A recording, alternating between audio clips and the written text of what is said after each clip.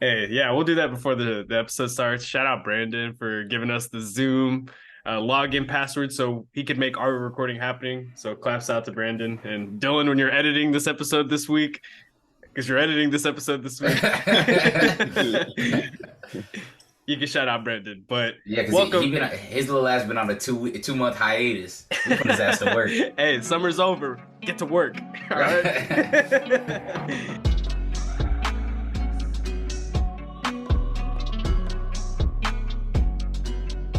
All right, this is our recording. Welcome back to the best podcast in San Marcos. Sorry, in Texas. Sorry, in the United States.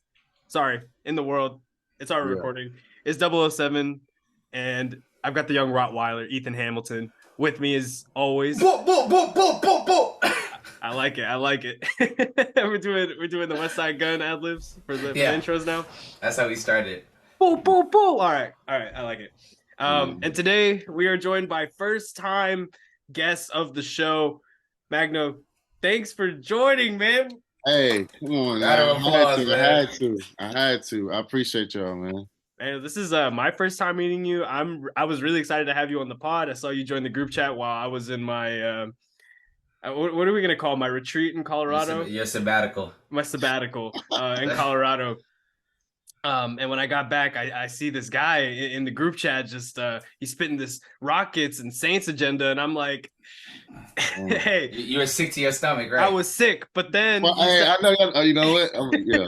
but then you started showing love to some of the wrestling stuff I was sending, and I'm like, okay, maybe Magno's not that bad. Bring him on the show. So I'm really glad you're finally here, man. I appreciate it, man. Likewise. And the fun fact, Magno is the only one out of the group chat that made it pro, man. I know we talk shit all the time about all of us going to, like, if we didn't, Travis especially too, if we didn't get hurt, we would have went and played ball. But Magno, the only one that actually went and played ball, man. Hey, yeah, actually was playing basketball. So Magno, actually, I want to know a little bit more about that, man. You play college basketball? Yeah, I go to a small NAIA school called Sagu in Waxahachie, Texas. So like around the Dallas area. Oh, nice. Yeah, man. So I've been there for 1 year. I'm going into year 2 over there. I'm a junior going in. It's been cool. It's a dope experience because originally I was at the University of Houston just academically. And then I was like still training on the side. And then I was still sending out film, playing in summer leagues, sent them some film and an email, and the next thing you know, made that move. So it brought me along. That's awesome. Live. I think you're officially now the best hooper in our friend group. So for sure. Them shitty niggas, Jason and Jarris can't say shit now. Bitch ass niggas. I appreciate it, man. No, but what's that like, man? Because all of us in the group chat, we were all student athletes at the high school level, but it's completely different once you get to the college level. What's that been like, not only on the court but off the court? Yeah, I would say honestly, man, it's 90% mental. Your mental is like key to your success. You gotta work hard. You gotta stay academically right, or you will not play. Like coaches do not play that. It'll be instant, sprints, punishment, or just don't even show up to practice, and you're definitely not playing in the game. It's not like high school where the coaches might go talk to Mrs. Johnson real quick, be like, hey, I know he missed class, but none of that. None of that, man. I wouldn't even say it's harsh. It's straight to the point. Like they don't wiggle around. They just go straight to the point. So, yeah. And another thing too is with my experience, I'm also creative on campus. So I work for the sports network and I do a lot of photography and videography work. And finding like the extra time to put in work for ball can sometimes be tough. But I mean, I love the challenge. It's just like sacrificing sleep sometimes and just waking up early mornings. So it's pretty cool. I love what I do. I didn't know you were on the sports media grind either, man. I love it. I told you, Magno, one of us, man. He's one of us. One of us. I love it. Mag, a big thing that we saw, what's it called? The reason why we give your background and all this is so because you are the only one that can you got to give this definitive opinion, right? You can't pick a side. You can't stay on the fence right now, right? Because last week, I don't know if y'all saw, but like Paul George's podcast was getting on Stephen A's ass. Boy, they was getting on his ass for the stuff what happened with Kawhi. And even though I think specifically Stephen A was kind of out of line with like the Kawhi criticism of him always being hurt. I think it brought up like, I guess, the never-ending debate of like, if you don't play ball, you shouldn't have an opinion on those that play ball. And as a person that you play, how does it feel when you hear those arguments always circulating?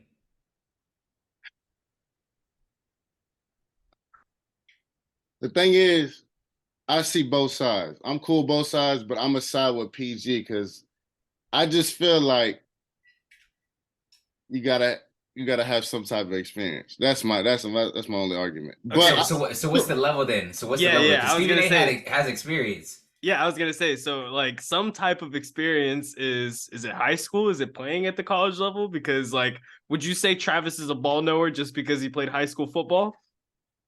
see, that's Would my you thing. call me a ball knower because I played But- high school football? See, Hey, you I can don't still know. know ball. I mean, and plus Trav has a ring, so I'm like, I Oh, don't don't know. gas it. Don't gas it. He has a ring, so it's like, but I feel like if you have common knowledge, you could talk ball. But if your takes are just like outlandish, then yeah, don't even like try. My whole thing is that like, I'm with you to a certain extent. If you've really never like, not even if you don't play ball, but like if you don't ever like try to play ball or anything like that, and you want to comment on it, I'm with you. Or have never attempted in your entire life to play it. Life, yeah, exactly, yeah. But my whole thing is a lot of the guys that play ball be peons. They don't know nothing what they talk about. I think we could all guess like the amount of times that we see former athletes go on ESPN or FS1 and the way they be talking about ball, it'd be like, huh? Yeah. Like, why would this matter when like evaluating this player? You know what I'm saying? Yeah. So that's the type of ledge I stand on. I stand on I guess the journalistic like media side of it. It's like just because you play ball don't mean, because I think a lot of the guys that play ball, like any sport, don't know what the hell they're talking about sometimes when it comes to ball. Facts. Like you could be a great player, but still, it's weird. Like you don't really know the game. That's what I'm saying. It's so weird, and it's like it's not one of the things where like I can see like some people are very jealous. Like I think a lot of the guys on Twitter are jealous of these athletes because they live this life. You know what I'm saying? Oh, yeah. They live this life of being so like doing it. They make it look effortlessly, Mm-hmm. and so to see them hear these athletes have a complete different perspective and just crazy takes that's not even like to the norm of the community, I can see how it makes them like their heart ache. You know what I'm saying? I feel you, bro. I feel you. I'm with you on that. It's just, man. But then again, I'm on the side of like, I feel like sometimes journalists and like media members is too harsh, you know? Yeah, the questions and the takes, it just be like, why, bro? We're definitely in a weird place in the like sports media landscape, especially for like these talk shows and the pregame panels and stuff, because there's the argument that like obviously these players want these jobs, but should they be getting them all of the time? Like, are they qualified enough to be on TV just because of their playing experience? Do they have enough knowledge of the game, enough knowledge of the industry that they're working in? And I've had this gripe forever. I actually don't think I've expressed it on this podcast, but he's a legend in football, but I can't stand seeing him every Sunday. And it's Terry Bradshaw. I need him off my TV, man. He's so old and senile, dude. Like he forgets what he's saying on live television. And I'm like, dude, we can't be doing this. Gage, if we really want to go on that ledge, I'll say another name too that I cannot stand. I mean, like Who you got? LaShawn McCoy does not know any ball whatsoever. Whatsoever. Like LaShawn, as a Cowboys fan, I know it might be a little bit of Cowboys hate, and I'm okay with that. I'll accept it. I'll take that shit on the shit. That's fine. But he is boo-boo. All right? He is poo-poo caca mierda. He cannot. Whatever he does on TV is not for me, bro. He can't do it, bro. Like some of the stuff I hear him say, I'm just like, bro, it's so low hanging fruit. You know what I'm saying? For a guy that was as good as LaShawn is, like, don't get it twisted. LaShawn was that guy. As far as I'm concerned, it goes AP and then LaShawn as the best running backs in the 2000. AP and then him. Yeah, we can say that argument for later in the show, or if y'all want, but. That's I hold him in that high of esteem as a player. This is coming from a Cowboys fan, but as like a pundit, oh my gosh, it's it's so yucky, some of the stuff he says, especially about my team, you know, America's team, the world team, you know?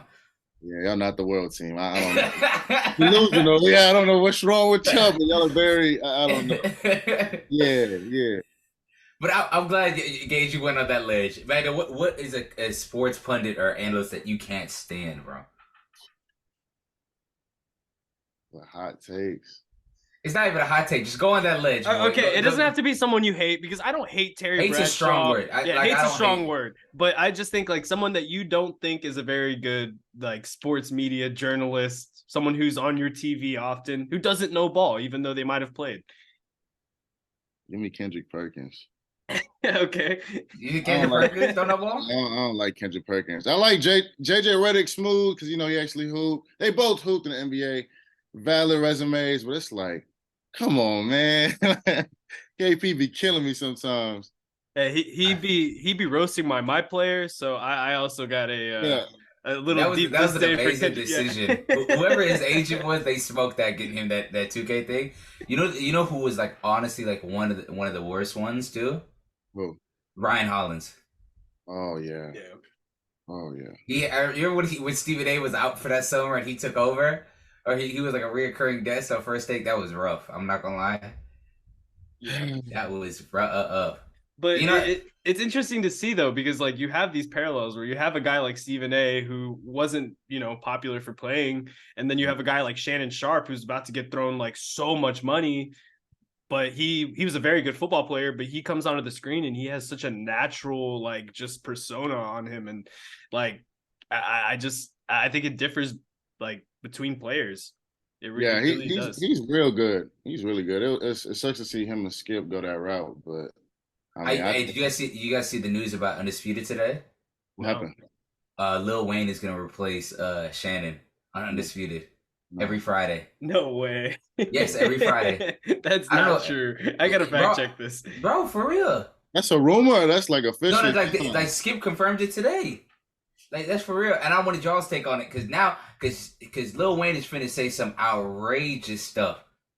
This is a person that has no ball experience whatsoever. As much as me and Gage had, that's how much experience he has. Yeah, it ain't. Look, that's gonna be nasty. That's my Gage, you should be excited. He a Packers fan. Yeah, I know. I can't wait, dude. He is gonna argue the shit out of Skip Bayless. So I'm all excited for it. I love Lil Wayne. He's a big Packers fan. He's from New Orleans too, which is kind of weird, but yeah, I'll give it a shot. I personally thought that the LaShawn McCoy Skip Bayless pairing would have been really good too. That would have hurt my head. That would have had me comatose. That would have been bad, Gage. I know you wanted that for the chaos. Yeah, just for the chaos and just to see you suffer a little bit. But I'm not mad at the Lil Wayne replacement either. It should be really funny. He's gonna have some outrageous takes, and because I think Skip is adopting the similar like Stephen A. like or not Stephen A. but the First Take model like after Max left. You know, because after Max left, they didn't really have nobody to like be on the or not one person be on the show. Like they would have Michael Irvin come on Mondays to do like whatever Cowboy segment they have, and then throughout the week they would just recycle like reoccurring co-hosts. Like in the NBA season, it'll either be Jay Williams or JJ Redick, and I think that's what Skip's gonna do, because the way that it sounds, I was reading up on it, was that he's still gonna do the show starting next week, I think, and Lil Wayne will only come on Friday. So I think during that middle of the week you'll probably get like maybe the Nick Wright, the Emmanuel Achos and so forth, but who knows, you know, they got their own show, so I don't know if they'll even be on. Yeah, it'll be interesting to see, man. But all right, Magno. Well, let's get moved on, man, because I want to keep talking a little bit more about your college basketball experience too, because you're a college hooper, and as we all know, college athletes do pretty well with the ladies. See. So for our recording audience, Magno, what are your, I guess, biggest tips for getting women if you're not a college athlete? No. If you're an athlete. So if you're okay. Talk to the camera. If you're an athlete or not an athlete. Okay, well, if you're an athlete, talk to the athlete first. Sure. If you're an athlete, I mean, they naturally come. They come to you. There's Okay, no, so there's see- no, okay, so see- because there's really no advice to getting them. I He mean, capping right now. No, he's not. No, happening? he's not. no, they Ethan, naturally come to you. Ethan, we've seen this With who? firsthand. With who? Yeah. Come on, go on that ledge. We're not going there. All right. So what I'm gonna say is, what do you gotta watch out for? You know, because I know we hear the stories all the time, and me and Gage have seen the definitely the athlete groupies in college, right? And I want to let you just can you confirm that they exist? Yes. Yes. Yes. Yeah. Sure. Okay, so my thing is, if you're talking to the athletes out there, what do you have to watch for when it comes to college athlete groupies? Because they everywhere. Man, they don't really like you. They just want like that. Oh yeah, I hang with him because he Cue the violin. Cue the fucking tiny violin. You know what I'm saying? Yeah. So another thing,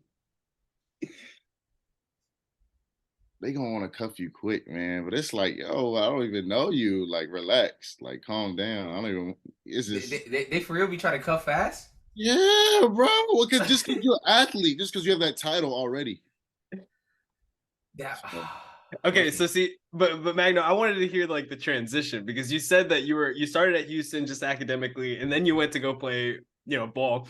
But like while you were at Houston, how was that like transition? Because like, did you think? Okay. Damn, So, I should have came here earlier. yeah. You're a bait. You had to like, you pretty much had to go up to the short and be like, yeah, what's good, talk to him, get the IG. The Rosenberg way. He said the Rosen. Bro, I've been telling everybody, bro, that was it me that? Yeah, it was me in the chat. I'm gonna take credit for that shit. Fat on the back. In the chat, I said the boys from Rosenberg got a built-in honey pack in their body. Hey, it's nonstop. I've seen enough of y'all. Oh my god, you and all the boys. I've seen enough. Y'all got that honey pack built in, automatic. You hit the button and it go to work. It's the confidence, man. It's the confidence in our city. It's sickening. It's sickening. You can't knock us, bro. No, I can't. I've seen enough. No, bro, because my thing is like, also too is like, when did you figure out that girls were like, I didn't know these like athlete groupie girls were so devious, Like I found out like by hanging out with them, because some of my friends, I'm not gonna fit their names up, but they are athlete groupies too, and I've seen them like I've been chilling in their dorms, and I see them go through the whole roster like, oh he look good, oh I'm gonna hit him up, and I'm like, y'all are sick. So like, y'all need help. You gotta be careful because they get jealous quick. Like you could just be cooling with like a genuine friend, bro. They going blow up your phone. Who's it? I'm like, dang. Like some of my teammates went through that. I'm like, Mag, what should I do? Hey, bro, I ain't gonna lie. I don't know. Drop them. That's yeah. Let them. I mean, yeah, block them and drop them because like I don't know what to do. I'm like, dang, like they blown up their phones and all, bro. It's bad. Jealousy is bad. Jealousy, it's not good for your skin too. Like the amount of I see the audience. I see some of y'all jealous in real life. It's not good on y'all skin. Y'all need to exfoliate because it's not good for y'all. Well, and that's one thing I feel like is lost like in not being in school every day. Like in the summertime, you miss the jealousy. Like all three of us are guys. We've had a jealous girl be around us, and we talk to the guys, talk about how much we hate it. We love it. Let's tell the truth. Hey, down. Okay, like, okay, you trying to follow me? I kind of like that. Really? Exactly. We have a little thing for it. And you know where it popped out too? This past week, National Girlfriend's Day. I've seen what a lot of you boys and girls have been up to. Hey, can we do a shout out to Mr. Jason Collins, because I thought he had one of the funniest posts. What was the post for our audience so that they know? He said that I think the post said something along the lines of oh babe, I didn't post you for girlfriend's day because you're a wife. Yeah, something like that. Something like that. And the thing is, I already know somebody used that line before. Like somebody's definitely got that line off that day. What was the craziest like line y'all ever got off to a girl as an excuse to not post them? Because we've all done it. Honestly, I only had one girlfriend, so I never had that issue. I know. I'm kind of in the same boat. Yeah. I've Yeah, only had, like, Y'all are such cappers. Oh my god. I'm probably what I gotta lie about. What I gotta lie about. Luckily, I'm good, but I know majority of dudes they have that. You know, they get that issue. Is this a safe space? Like nobody's watching? Nobody's watching. I've never really had a girl press me about posting her either. Like, I don't know. But again, I've only been in like one super serious relationship, so like, I don't know. I can't relate. Yeah, I can't really relate. I'm not saying I'm Mr. Bitches or nothing, but I've definitely had. I don't know, Ethan. That's kind of how you're making it sound right now. Oh, brother. I mean, you him. Like, you him. Don't start this. Please don't start this. You him. Please don't start this. But I've definitely got some crazy light off. Like, should I share it? Like, is this a safe space? Go ahead. Safe space. I've definitely hit a girl with like the quality of the pictures is bad. Like every time I put it on the story, the quality just gets worse. So like it's not gonna show how good you look. You know what I'm saying? I got that off, and I got that it off. Worked? I don't know how it worked. I doubt it, dude. There's no way that worked. Oh no, she might have like been like, "Oh, okay," to my face, but she definitely was trashing me in her female group chat. Definitely trashing. You made the chat, not in a good way. Yeah, no, I think every time I've ever been in a girl's chat, it's never been for a good thing. Like never like, "Oh, look at him, he's feeding the homeless," or "Oh, he's saving puppies off a bridge." Never for a good thing. Never. And I do all those things, and I just don't understand why they never show that side of me. Hey, Ethan, thanks for letting me borrow your Lamborghini last weekend, dude. Appreciate it, man. I appreciate the jet man, for sure. Yeah. Oh my gosh, Mag, the next time you come to Samo, I'm gonna see how you operate on that bus again. Okay, hey, I gotta hear some of these stories. Now you one of us. Now you're part of the mob now, because every one of us have had a nasty like experience on a bus where all you do is look up and you just see that flash in your eye. That's all. It's the peripheral vision. You just see flash, and you make that turn. You like. Chill. Okay. Like, there's nothing worse than when you coming back drunk or you doing something you know you're not supposed to do on a night out, and then all you do is you just look and you just see that flash in the corner of your eye, and you know that it's not for a good reason. No good, because it's like 3 of them on you at once. They just they all got the same look. All your friends got. Mag. All right, so Magno, was this your first time going out with the guys? This is while I was on my retreat, so that was my second time. Okay, second time. All right, so do you have any stories that you can tell on this podcast about your experience with the guys on 6th Street? Because like you said, like Magno could attest, we're a well-behaved bunch. No, yeah, facts. They're some kings. They did you guys go out with Devin Glass? They make sure, especially when I visit, like we all have a good time. So I'm like, all right, cool. We enjoy ourselves, the party bus, and when we get on 6th Street and vibe out. So I mean, it's a good time. There's no complaints, man. They treat me as one of them. I mean, I pretty much am one of them now, so it's cool. You're part of the mob now. Yeah. It's genuine, yeah. Yeah. What's the name of our group chat right now? The Homeless Vamps. Homeless Vamps. Vamps. I forgot because everybody forgot to sign their leases. Hey, no, can we talk about that though? Apartments are always out to get you, dude. Like that.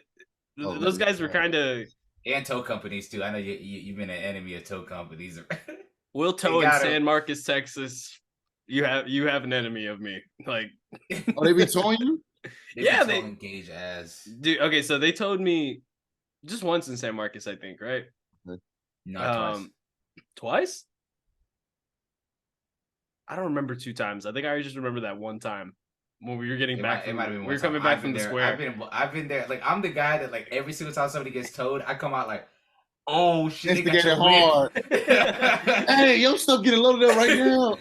Bro, I'm that guy. No, I remember Magno. I don't think you've heard the story, but we were at the square, and it was after the bars had closed. I parked my car at Ethan's apartment. Oh, the apartment complex is after we already moved out. And we're all walking back as a group. I think it was like me, Ethan, Trav, Jarris was with us. I think Dev was with us too. and we're walking back to the complex, and I'm going back to my car, and I just remember Jarris going like, "Wait, where's Jarris's car got towed too, right?" Yeah. Yeah. So Jarris is like, "Wait, where's my car?" And I was like, "No." And I walk up the ramp. My car's gone too. I got down to my knees and yelled, "No! Will Toe! They got me!" Okay, so background information, right? I lived in that apartment complex a smooth 2 years, right? Bro, they never ever towed. Never. The boys would come over every single so they even knew it was trustworthy at one point. Bro, Gage, Sam line. They parked every single time they came over. All the boys parked in the parking garage. You didn't every single time. Pass or nothing. That was like the go-to spot. Anytime I told people to pull up, I say park in the parking garage. They'd be like, "You sure?" I said, "Bro, they never tow. Park inside the parking garage. They never tow, bro." I'm talking about, bro. I moved out right at the end of that summer. We came during like Halloweenish time, right? Or not Halloween or September, one or the other. And we came down, right? And this is the first time I ever been back down since I moved out. So I'm like, "All right, bet we're gonna park in the same spot." Like, what's changed in a month and a half since I fucking left, right? They started towing. They started fucking towing, bro. We all parked there, and I was like, bro, I felt bad a little bit because I'm like, damn, I kind of set him up parking here. But at the same time, I was like, bro, it's bound to happen. We parked here for 2 years. Man, he was like, well, eventually it's gonna catch on. Yeah. My whole thing was like, if we ended up paying, how much you pay? Like 200, something like that? No, luckily, dude, I gotta shout out the guys too, because they gave me some money. They helped cover it. They were nice enough to do that. They didn't have to. But no, this is the funniest part of it about it to me was we all go in Dev's car to go pick up my car at the tow place. And I'm in there trying to talk to the guy, and the guy is scary. He's bald. He's got tattoos all over his fucking head. Yes. And basically I'm there trying to get my car back, and it was Dev, I think Fern and Jay Will were there with me too. And they were just sitting in the office like like they're still a little bit drunk, so they're talking crazy shit. And I'm like, all right, look, I'm just trying to get out of here, man. I want my car back. This guy's really weird. So I don't know. I really do have a thing against tow companies though, man. If you work for a tow truck or one of those places, man, just get a different job, please. Yeah, special place in hell for you boys. They're evil, man. They're harsh. They're harsh. And the thing is, these guys was about to fight because you know how the boys get when they get drunk, right? Oh, anything goes. Anything, they get loud too. They be start talking reckless too, and like they blow it or something. Yes. But they're talking reckless. We talk reckless to each other, but it's not like we're talking reckless to other people. We're always talking reckless to ourselves. And so I guess the skinhead tow truck driver thought they was talking to him, and so the boys was talking, waiting for him to open the gate so they can go through. And he heard him say something to each other. He's like, "Well, we can get froggy if we need to get froggy." Ooh, yeah. I haven't heard that word in forever. Oh my god, bro! I was like, bro, how old is it? When they told me that, I was like, bro, how old is this guy? Old school for sure. He was ready. At the same time, I was like, I don't want to entertain this. This guy, he's got tattoos on his head. He just put some line on it. She wasn't finna fight him. Hell no. I value my life way too much. That skinhead wasn't gonna do nothing. The way I see it is always a numbers game when you go out. Unless you fighting John Jones and there's 9 of them, you for sure he could whoop your ass. 9 times out of 10, whoever wins that brawl is gonna be a numbers game. How many you got in there? You know what I'm saying? Yeah. And so that's why I think we talking reckless when we go out, because there's so many of us when we go out that we're like, all right, there's enough of us that this should get great. We should be fine. Look, and if we lose, bro, I be telling guys, I don't think I've told you this. My ideal situation for going out is we get into a brawl, no guns, nobody gets like maimed or severely hurt, but we get into a fight, right? And we all get our asses whooped. I'm talking about all 8 of us get our asses whooped. And then my dream is that night when we're all sitting in that apartment room, just be quiet as hell. And then somebody goes, hey, for that nigga whooped your ass. Yeah. Bro, nothing would be funnier in my entire life than that happening. Because all it takes is that moment, and the whole room would bust out into laughter. Like, just imagine, like, everybody got like ice packs over their eyes. Trav got his head in the freezer. I would die laughing, bro. Band-aids and all, bro. Scratched up. Oh my gosh. But have you guys, or are you for fighting? Have you guys been in a lot of fights? Because I can tell you right straight up, no, I'm not gonna fight you unless you absolutely do something crazy to me. Yeah, I'll take a lot to put hands on somebody, but I have yet to be in a fight. No, not when I go out. No, not us. So. Well, I was gonna ask you if you guys had any experience, but I mean, you know, no, we're a bunch of squares. Yeah. L7 weenies. Weenie Junior.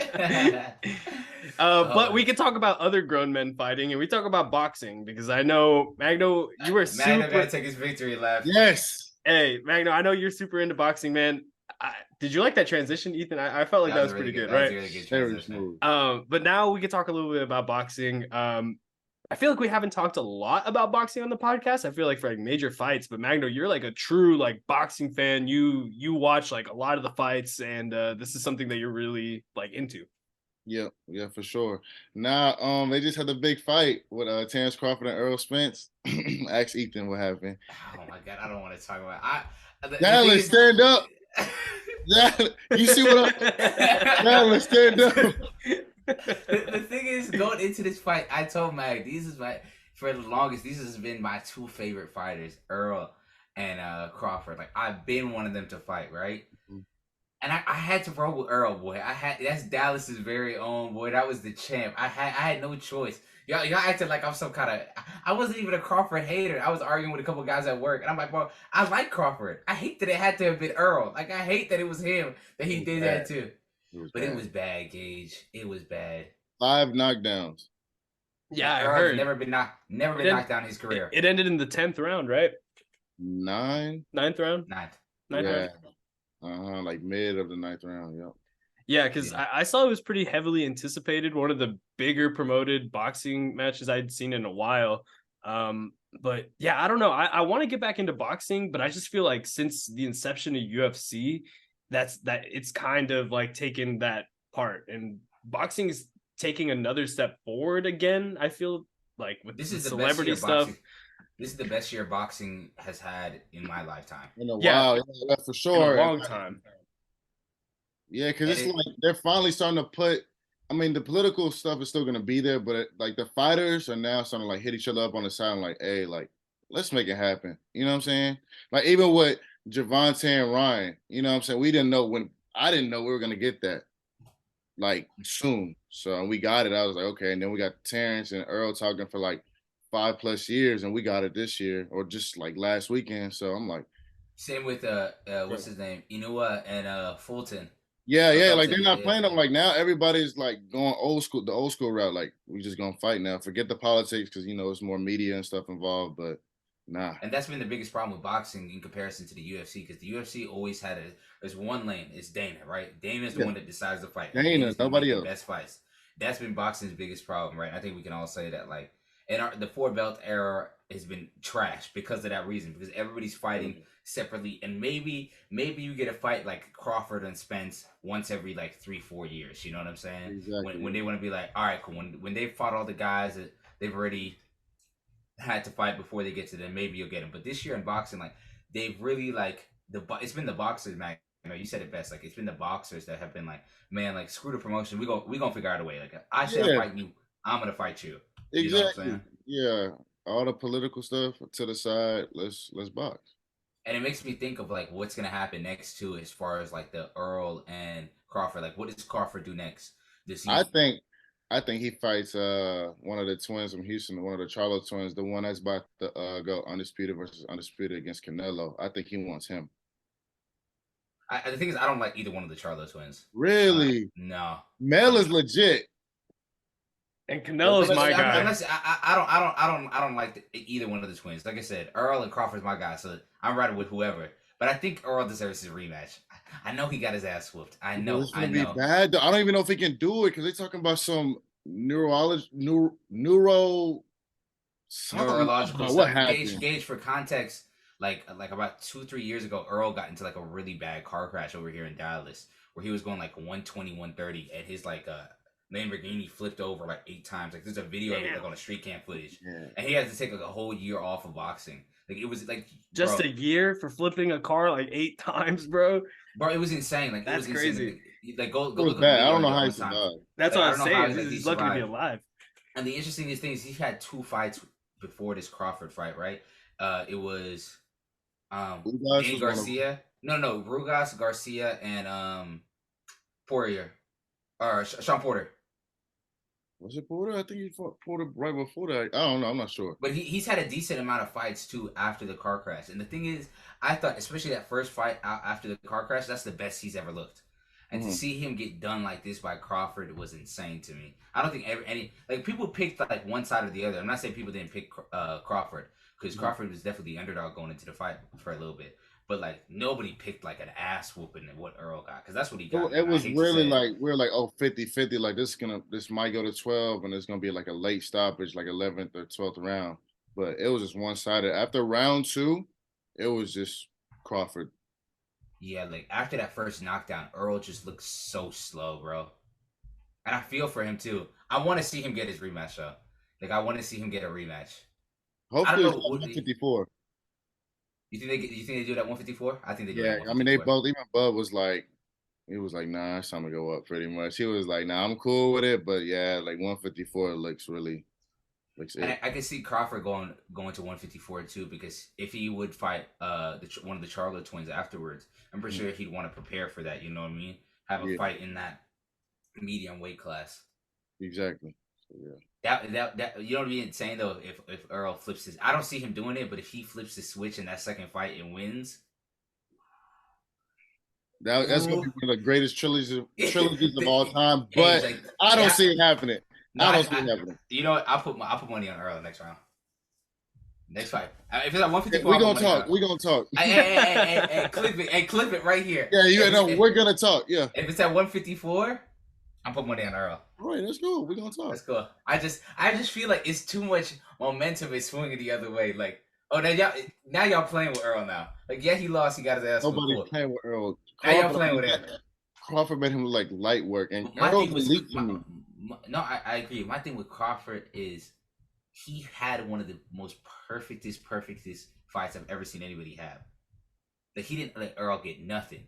But my whole thing is, can he do it twice? He sure can.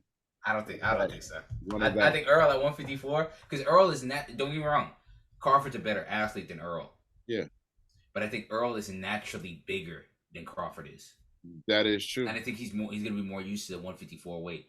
And I think he's gonna go into because his whole game plan, I felt in this fight was go to the body until Crawford dropped his hands. But Crawford's counter punching was so good, and him initiating the fight. Yes. And Errol only got like one clean hit the entire fight. It was like the third or fourth round where he got him like in the back of the neck. But even Crawford said like, "Oh, he got me good, but it wasn't good enough." Like, he was like, "Oh, that's it. That's it." Yeah. He's like, "I knew I had him," and I think Errol just needed to push that button earlier in the fight. You know what I'm saying? Sure, yeah. But I digress. It was a great fight nonetheless. I had fun watching it for sure. Well, Magno, to continue the boxing conversation just a little bit longer.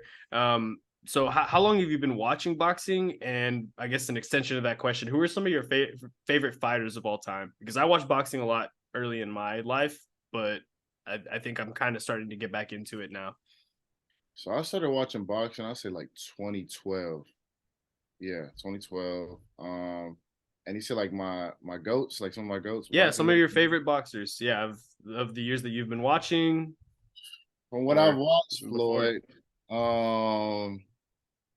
Number 2, Canelo was a different beast after Floyd humbled him. So I'll say Canelo's up there. Started watching Crawford back in like 2015. So he's up there. I love watching Manny Pacquiao. Yeah. Manny was my boy. Manny was nice. One more. Man. Let's see. I'm gonna go the heavyweight route. Before, it's just fun to watch. Before he went into Fury, Deontay Wilder. Okay. Yeah, just like heavyweight. I was like, let me just throw in the heavyweight because I could have kept like the welterweight, lightweight around there, but I was like, nah, let me put it in the heavyweight. So right. Yeah, man. I like that list. Canelo and Pacquiao stand out a little bit to me. Canelo is my favorite fighter. He's from Guadalajara, my mom's home city. So that's dope. Yeah, so giving me the thumbs down. But Canelo's my favorite boxer. I grew up watching him, and yeah, I like him a lot. Manny Pacquiao obviously holding a special place in my heart too. He was like, I think the first boxing match I like remember watching. Do you guys think that like with boxing having this resurgence this year between pro boxing and celebrity boxing, do you think that like it can eventually, not saying that the gap is huge between that and the UFC, but do you think eventually it can get back to what it once was? Definitely could. It's just that 4 belt era is killing it, man. All the politics behind it. But it could though, because like I said, now the boxers themselves are just calling each other up one-on-one. If there's more of that, it'll be saved. I'll say that. Yeah, it's interesting because like when you look at different sports, or I guess like the UFC and mixed martial arts and like where it's at, I think Magno's 100% right. Like the politics are the biggest weakness against boxing because we want to see all of these dream fights, almost kind of like wrestling too, Ethan. There's like a comparison where like there's a forbidden door where like you don't think you'll be able to see some of these fights because of all the backstage politics and the business is trying to make their money. So I think, do you think it'd be weird if like boxing UFC fighters hired like ghostwriters to write their promos? I feel like that would take it into a whole nother level. Like if they just hired WWE and AEW like writers to be like, all right, cool. When you go to this press conference, I need you to hit this button, this button, this button when talking to them. Hey, honestly, I wouldn't be mad at it because I think that's what people love most about like pro wrestling is like the like the promos and that kind of stuff, right? So if you like write the promos for the boxers and the fighters and then just let them actually beat the hell out of each other in the ring and like not pre-script it like you would a wrestling match, I think it would help the product a lot just to get some of those. I think it would too, because like instead of it coming off like because don't get me wrong, you'll have the ones that are like naturally like gifted at shit talking, like the Conor McGregors of the world or the Nate Diaz, where it comes off authentic. But for the ones that try to do it like inauthentic, like just themselves, and it comes across corny, why not hire Paul Heyman to be like, all right, but let me write some like quick little something for you, like for this press conference. You know what I'm saying? I feel like that would be sick. Yeah. Yeah. You're gonna get your ass kicked at UFC 256. Yeah. Yeah. But that would be so hard. Like, I feel like that would be so dope. Like, I guess because then everybody would know. Like, it would just be like sort of like a gentleman's agreement. Like, all right, bet I'm ghostwriting my promos, and I don't give a fuck. Like, who gonna stop me? Because at the end of the day, I'm gonna have to answer this regardless. It's not like WWE, right? Where it's like the result is not scripted, or the result is scripted. The result is not scripted, so I could very much get my ass whooped. But I'm gonna sell these tickets. I'm gonna get this writer to write up a storm. Gotta generate the money. Exactly. But I know Gage, you and Gage, I know you bonded over with Magno because he's into wrestling just like us, right? Did you guys catch the Paul Heyman segment on First Take? I did. I didn't get a chance. All right, Gage, catch Mag up to what happened. All right, so basically, our tribal chief Roman Reigns, acknowledge him. Our tribal chief, acknowledge him. Hold on. Shit, there we go. All right. Anyway, yeah, our tribal chief Roman Reigns has held the belt for 1,000 days. He's doing like these tour runs, and SummerSlam's the big next event coming up. So on First Take, they decided to bring Paul Heyman and Roman Reigns on. I think Roman did like a small segment where he was like ranking the NFL teams, but they brought Paul Heyman to the like round table, and he was cutting the best promo ever, talking Roman Reigns up as the best wrestler of all time and talking himself up as the best manager. And it was just prime television. It's only like a 5-minute clip, I think, right? Mag, I'm gonna send it, but it was hard. Like Stephen A was like, you can see the joy on Stephen A. Smith, like his face while doing this, like he would, like you could. That was the most exciting thing he had all day was to talk to Paul Heyman and Roman Reigns. And so he was like, "Oh, Paul Heyman, like, do you think you're like the GOAT? Like how good of a wise man do you think you are?" And he's like, "I'm the best. I'm the best there ever is, the best there ever was, and the best there ever is gonna be." And then Stephen A is like, "Well, what about da da da da?" And he's like, "Screw him, he's dead." And they were like, "Damn!" Bro, Paul Heyman was on that type of time. He was on timing. I'm about to say, hold on. Bro, and then Stephen A said, "Oh wow. Well, what about such and such?" He's like, well, such and such is proof that God doesn't like me, because why is he alive? I was like, oh my God. Come on now. But Paul Heyman was in his bag. In his bag. He was in his bag. And it made me think, like, Stephen A. would smoke that. Like, if you let Stephen A. be like a wise man, like basically Paul Heyman. If you let Stephen A. be Paul Heyman in WWE, he would smoke that. Like, I need to see that now. Or I'm saying like, I'm saying just like put like one of these personalities next to a fighter or a boxer too. This could work. Like if Stephen A. is the one like doing all of the talking at a Khabib press conference. Oh yeah, we're I'm talking about they break it, they smashing records, smash it right. Imagine Max Kellerman being in what's his name's corner, what's his name, one of the not Fury, Wilder's corner while he was fighting Fury, just gassing Wilder up. Just bro, this fight would imagine. I ain't gonna lie, them sales would have went a little higher for real. Imagine Skip was in Fury's corner. Skip would smoke it too. If Skip was he would smoke that. Ooh, yeah, no.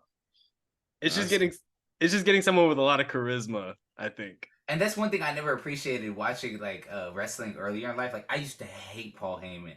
I'd be like, bro, what is this sloppy, chubby old man doing coming out here talking crazy? Like, bro, Randy Orton will really put him through a chair right now if you keep talking to him like this. And then the older that I get, I'm like, bro, Paul Heyman is sick, boy. Like, man. So okay, so next, I got a question for y'all. Let's hear it. Yeah. Who's y'all's GOAT in wrestling? Cena. Okay. Cena. Come on. I rock with Cena. Oh, come on. Gage, okay. who you got? So see, I Gage has like 7 GOATs. Yes, because okay, well, like, let's do okay.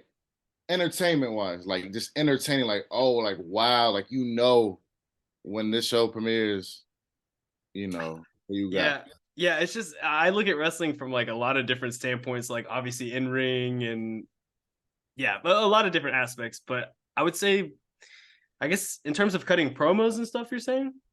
Yeah. The 4 best at cutting promos. Yeah, I'll go first. Yeah, go ahead. CM Punk. Okay. I'll take it. I'm gonna go The Rock. Yep, The Rock has to be on that list. He had like he was only there for like a short, like his prime was really short. God, it was legendary. He had the greatest catchphrases. It doesn't matter what you think. It's like every time you knew that they put his ass on the screen, like when he was doing that stuff where he was mocking like the Undertaker, Kurt Angle on the boys. You knew it was showtime. You just brought up another guy. Kurt Angle is superior. Like, dude, he's very, very good on the mic, and people do like underestimate him all the time. I love Kurt Angle. I was never a big Kurt Angle fan. Go back and watch some of his I think he was promos. Kind of like dopey. He was a little dopey for me. Yes, it was perfect though, because every time he came out, the fans chanted "You suck," and he like every time he would look like super defeated. It was awesome. Kurt Angle's definitely up on that list for me. John Cena's definitely on that list too. Cena when he was rapping, bro. Cena, man. Dropping movies. He was doing side quests. Yeah, for sure. Cena's rap album is hard too. John Cena got a better rap album than Kobe. 100%. Whoa. Did Cena's like album go platinum? Yes. Yeah, I think it probably did. Cena's cold.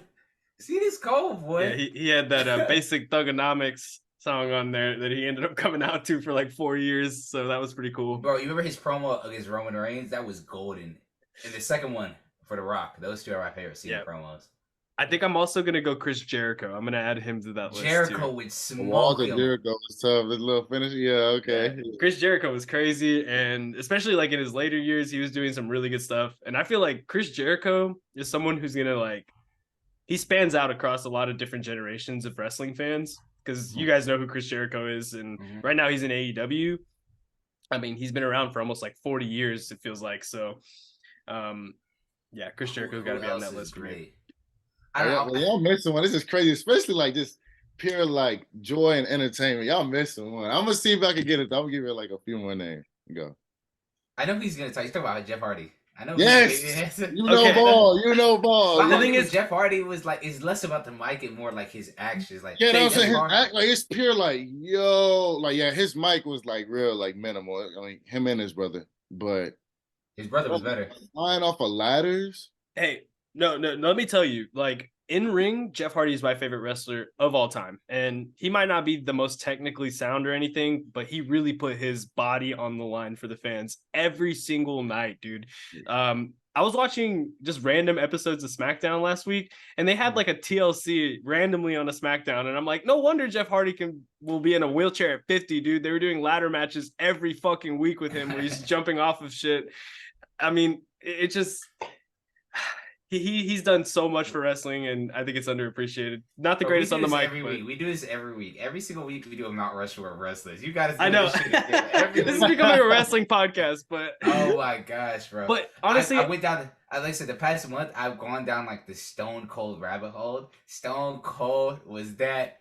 Bro, he was. Yo, I swear, it was him. Bro, I be thinking Stone Cold. I always was like, well, they just like him because he like, oh, I like beer. No, Stone was. He was on BT, and he used to terrorize Vince. Terrorize. Like at a certain point, it wasn't like it was bullying what he was doing to Vince. Oh yeah, it was definitely like a little personal. Like there's no way this is all script work. There's just no way. No, another group, guys. So we can wrap this segment up. It was, the Road Dogs. The Road Dogs. Oh, are you talking about DX? No, yeah. Are you talking about Road Dog and Jesse James? Road Dog, Jesse James, and just Billy Gunn. Their intro. Yeah. Oh, you didn't know? Your ass better call somebody. No, that was awesome. Dude, DX was like, DX was amazing. DX dude. More like Evolution more. DX, 100%. Dude, okay. DX started the whole. DX bro, this got me in trouble so much during school. I think much. we all. I ain't gonna lie. I got my butt whooped one time doing that in the house. I'm like, yeah, and my parents. Bring it, come here. I said, what Jeff Hardy and DX did to like our minds as children could never be replicated. What them two boys did to yeah. That's just crazy. Our parents used to whoop our asses doing that shit in public. No, I actually had one of those DX t-shirts, and it was like when they came back in like 2007 or something, and they had these t-shirts where they were showing their butts on the back like cartoons, and I wore that to school, and yeah, I had to get sent to the principal's office. They said I couldn't wear that shirt. They're like, get over here. I said, what? That's what I learned the term "suck it" from. Like my friend said it at school. I'm like, oh, like cool. So I'm like, I said to my mom one day, I'm like, Mom, come here, suck it, and she was like, what? I got ran raggedy, right? it was unbelievable. It was unbelievable. But Gage, what else we got on the docket for today? All right. Well, we've got a big album to talk about, and obviously we'll get to that. But before we get to that, I think this is a good opportunity to do our weekly segment. Where and before we do our weekly segment, because we always forget at the beginning of the show, we're supposed to say this. Remember to like and subscribe. And follow us because we always forget to say this. Now continue. Subscribe.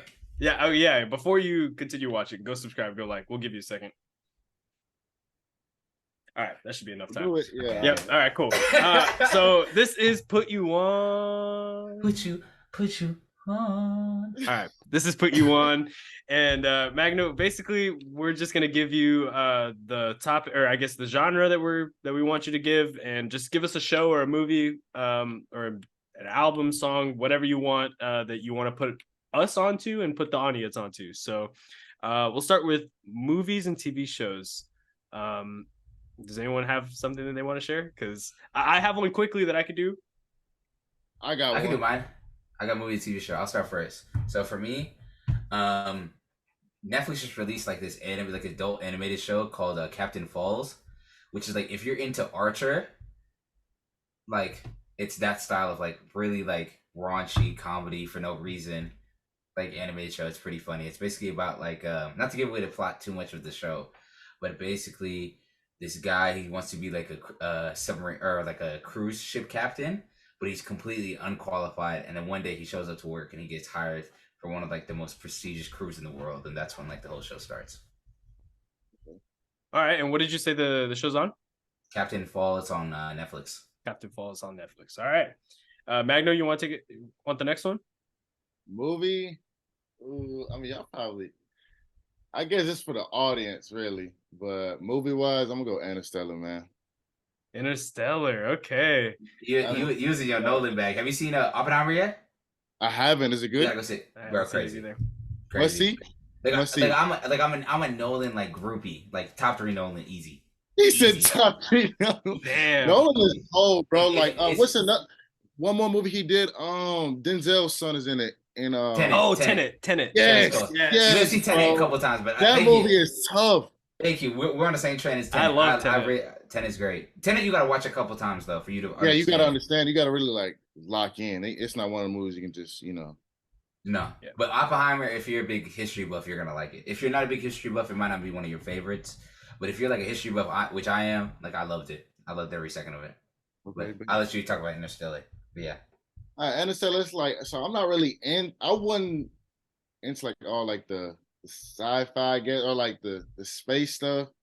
But man, I don't know, like the whole storyline of like, what was it? So like, you got 2 kids. Dad is an astronaut, goes back into space, and then like time travels, and they're all getting old. Time goes slow in space, and Earth is still gonna do Earth. It's gonna An amazing movie. yeah, Oh, it's good. just I don't even want to. I don't want to spoil it. Yeah, don't spoil it. Like if you haven't seen Because Interstellar, I'm gonna just get to talking and I'm gonna spoil Yeah. it, but it's tough. It's tough though. Like I'm not even like big on like all the space movies, but man, it just like I was like, okay, this movie is nice. I like the whole plot and everything, so it's pretty smooth. Gage, what you got? That was a great selection. I'm sure Dylan's gonna, our editor and my brother Dylan is gonna love this. He's a big Nolan junkie too. My pick for, I think I'm gonna do a show this week. I only watched the first episode, but I was really intrigued with it. I'm doing My Adventures with Superman. It's an Adult Swim, HBO Max animated show, and basically it looks like an anime for Superman, and it's really cool. It's a different take on the Clark Kent character, and yeah, I'm really interested to see how it goes because I really like the first episode and the art style is beautiful. Definitely recommend checking that out if you're into superhero stuff. Now we can move on to music, and obviously there's a big album we're going to talk about. Let's try not to include this album on our put you on for this, but what have you guys been bumping the last couple of weeks? Besides the Travis album, which we're about to talk about, I know it's the big segment. It's going to be on the thumbnail. It's going to be on the caption of the video. For me, that Drake and Central C freestyle they put on streaming, boy, bro, Drizzy was cooking on that freestyle. That's what I've been listening to. Okay, Valid. Let's see. I like that. The Heroes and Villains at Metro. I've been going back to it. Back to it a lot. So hey, that's a great album. Gage loves that project. I love that album. Yeah, I actually just got it on vinyl. I'll show it to you after the show, but it's like the special edition one. Yeah, I still listen to the album a lot today. All right, real quickly for mine, I'm gonna do "Blood on My Nikes" by Denzel Curry. It's a single that he just released. Getting ready to release a new album, so I'm always excited for what Denzel Curry has to show and has to offer. So, song features Juicy J too. So if you're into that 3-6 Mafia sound, Juicy J's bringing it on "Blood on My Nikes." So, good. All right, well, this is the moment we've been waiting for, guys. It's time to talk about UTOPIA, and I feel like there's still a lot that like I still have to like experience with this album. I feel like I have my kind of initial thoughts and how I feel about the album about a week in, but I just feel like this album could grow on me so much more as time goes because I'm already finding myself re-listening to it a lot and maybe more than I did Astroworld in the first week. So what initial first impressions do you guys have of the album? I know we did the whole stream on it. Me and Gage were on there. We were giddy about it. What about you, Matt? How'd you feel about it? I'm gonna say, from a production standpoint, it's Travis's best work, easily, and it's I'm gonna say almost by a landslide. It's just it gives off. You can hear the Ye influence, but then again, it's still trap. You know what I'm saying? Mm-hmm. It's different. It's different. It's not like the traditional rap we used to getting by Trav, and that's why I like. I'm like, okay, this is cool. I'm rocking with it. It's still in my rotation. Been out for like a week and a half. Yeah, Yeah. a week or so. Yeah. So, I mean, I'm still bumping in the aux chord. So, Nah, I like it. It got a couple of good tracks on there. From I like Schizo a lot. God's Country, that last bit of Schizo is insane. That last beat switch. insane. And I love Lost Forever. Shout out West Side Gun. Boom, Boop, boop, boop, boop, boop, yeah. Bro, I was so happy. Hey, we yo! got West. Hey, yo! I was on Yeah. killed that. No, bro. The fact that we got West Side on the Travis album, man. I saw the shit on Twitter. That shit means something to me, man. That shit for Yes. the dust heads and the neck beards, nigga. That shit's for us, nigga.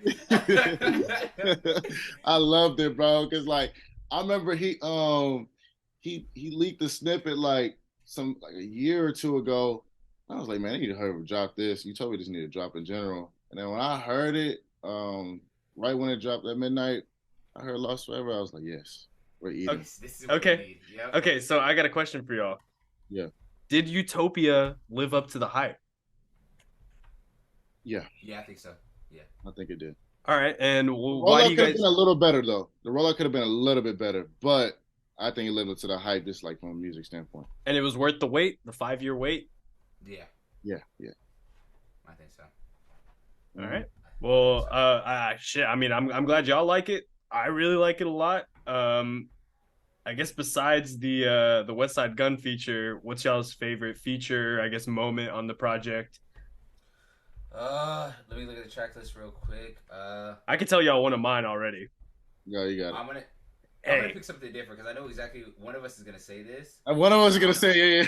One of us is gonna say what we're gonna say. So I'm gonna pick SZA on Telekinesis. Okay. She floated. That's my favorite track off the album. She floated. Oh my gosh, she even did the Drake's Marvin Room flow like at the end of her verse. Ooh. Nah, SZA went there, man. That was a great verse. That might be feature wise. It's a top 3 verse. Am I bugging? No, I don't think so. I think that's definitely yeah. SZA did her thing on that. What you got, Gage? I'm not gonna go with this one as like the one as my favorite. K-pop definitely grew on me. I didn't like it as a single, but within the context of the album, it fits a little bit better. Hey, what's wrong with that? Of course, I know you're a Bad Bunny. You're a Bad Bunny. I love Bad Bunny, and I love The Weeknd and Travis. Like the production is really good. Again, I didn't like it as much when it first came out. Within the context of the album, it's pretty cool.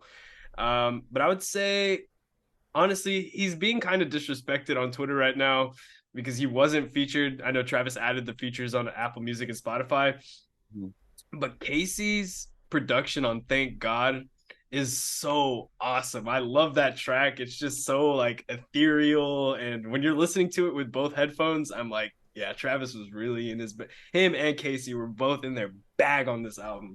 On that song, I should say. That song is dope, but it sucks. Like, dang, he really didn't get that credit. I know. He was hot about it too. He had time. He was leaking stuff too. I'm like, oh, all right, like.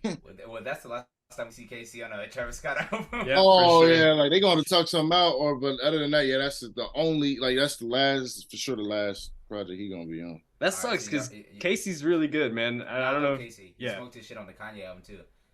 All right, so now we gave our professional in-depth review. Y'all ready to get messy? Pause. Go crazy. All right, are we gonna be for real? How does Travis Scott keep getting away with letting Drake diss his friends on his album? How does Travis Scott keep getting away with this? No, because we all know. Let's keep it a stack. It's getting bad. No, it's getting very bad. It's getting sad, bad, all that. Like, so my thing is.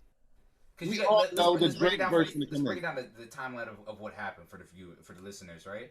You got to break it down. First on Sicko Mode, he dissed up Kanye the entire verse, which was insane to me because Kanye's his mentor, A, and B, Kanye's his brother-in-law, because that was at the time when they was both married to the Kardashians. Yep. So how are you gonna let Drake diss me all over the album, and we got to see each other for Sunday dinner?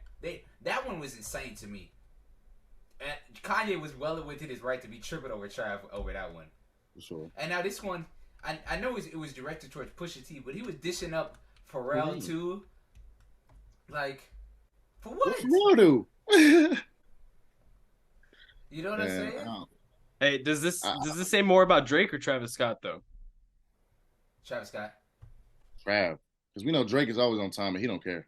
But I was gonna say, but Drake, why is Drake deciding to do this on a Travis Scott album? Why doesn't he release these as singles like he did when it was back to back or Summer 16, man? He don't even do singles though. It'd be like in the album. You just gotta catch it in the album. Like his older albums, you'll catch some dishes. Like, I'm with you. But for sure. Drake, he probably sent that verse in like 2 hours before the album came out. For sure. Yeah, it was a last day. We know we wait on the Drake verse. Trav waiting on it the whole camp. Like, are you gonna send it? They hollering at his phone. Yeah. Yeah, but Travis can't keep letting Drake get away with it. Not even Drake get away with it. Like, these rappers can't let Travis Scott keep getting away with letting Drake diss all his friends on his album. You know what I'm saying? That's insane to me. Like, and you know what I'm saying? That is insane to me.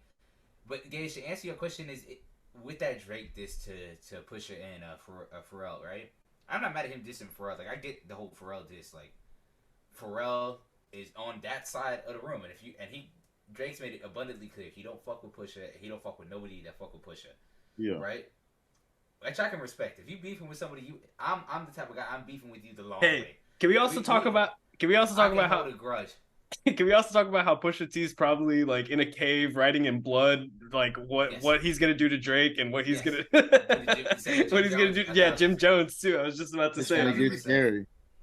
But that's my whole thing is like I don't get when people are like, well, why is he dissing Pharrell? Well, duh, Pharrell's on that side. He's on that side. You know what I mean? Everybody on that side of the room, you can get it.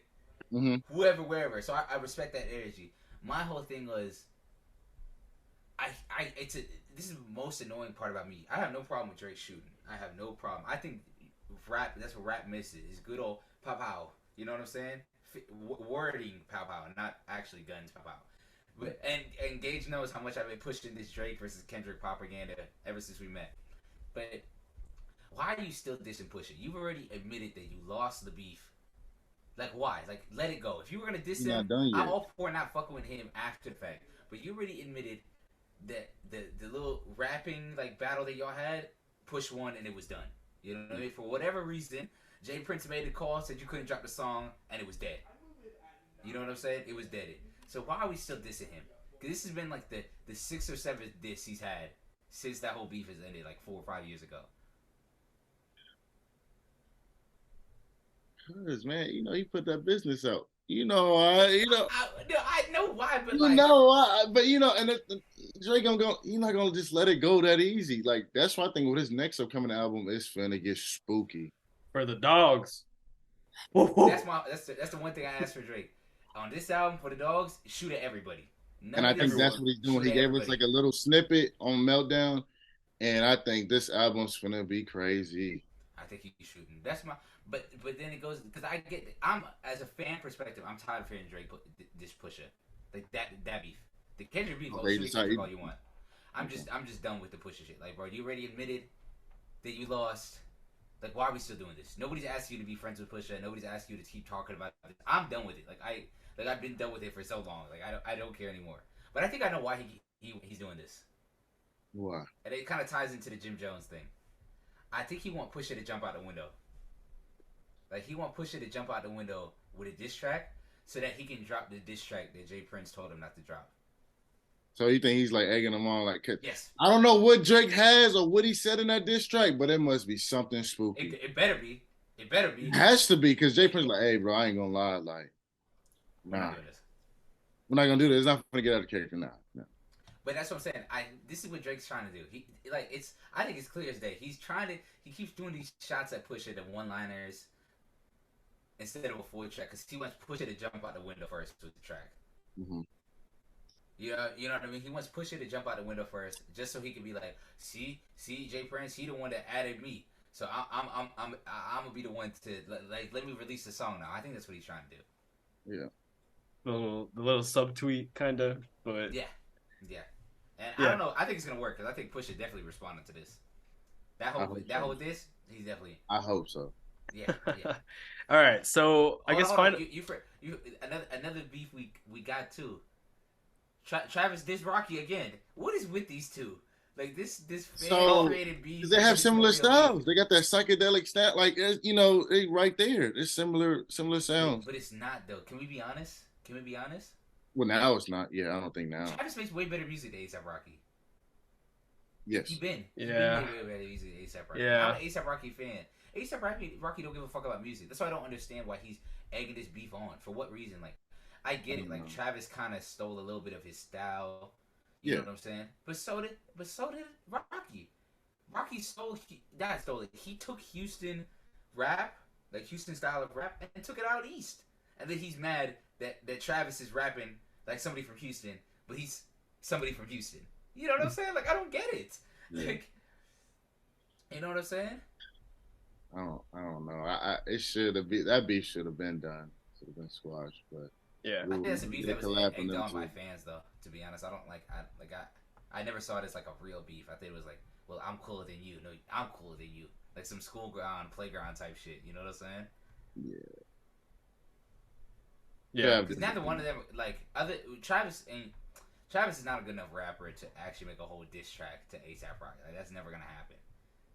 But at the same time, it's like Rocky's not gonna make a whole diss track to Travis, anyways. You know what I'm saying? Because he's not really in that music shit anymore. No, he's not. Like he's not. Like he hasn't been for like how many years now? Like 4 or 5 years. Like ASAP is like, yeah. But I just thought it was. I like though Travis was shooting back though. Got to. Because ASAP shot at him at that at the festival the other day. Yeah. What was the line like? I stole your bitch. You stole my phone, so I stole your bitch, or something like that. Yeah. My style. So I stole your. Yeah. So I stole. Yeah. The snippet sounded hard. I can't lie, but he was definitely shooting at him. You think that was the Travis Scott? I thought it was Drake for the longest. See, I thought it was Drake too. But then Travis responded took a shot at Rocky on the album. That's why I'm like, it was Yeah, I was like, all right, so it was Travis he was talking to. Yeah. But all right, well, I guess before we move on from Utopia, I just want to get like final thoughts and I guess comments for the people who think it sounds too much like YEEZUS, because I know Ethan made a TikTok about it. If you haven't seen it, go check it out. It's a really good TikTok. But just like your quick thoughts about it, like about the comparisons. Well, I thought doesn't Trav have a lot of credit on YEEZUS though? Mm-hmm. So I don't really like that. He just, you know what I'm saying, he stole Ye's whole thing. I'm like, well, no, it's been Trav's thing though. He's been on that side. He's been, you know what I'm saying? So he's been in that lane that like he's a Kanye for like the disciple. longest. Like, of course, don't get me wrong. The album sounds very Kanye-y, Mm-hmm. but like I don't have too much of an issue from it from two perspectives. Yeah, and I think he has like a throwaway or two of Kanye's tracks, right? On Utopia. That's my issue. Yeah, like Lost Forever is a Kanye track. Okay. The Future Telekinesis is a Kanye track. Yeah. And then Circus Maximus and Modern Jam are Black Skinhead and yeah.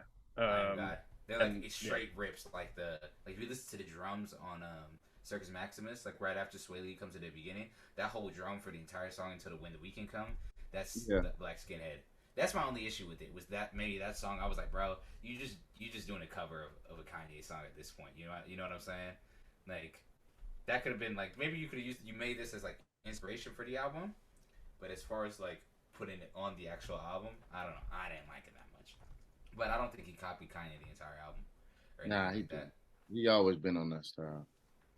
You know, especially because Kanye copied him on YEEZUS. So it's like, all right, you copied me, then all right, I'm gonna copy you right back. Like I have no problem with that. No, fact.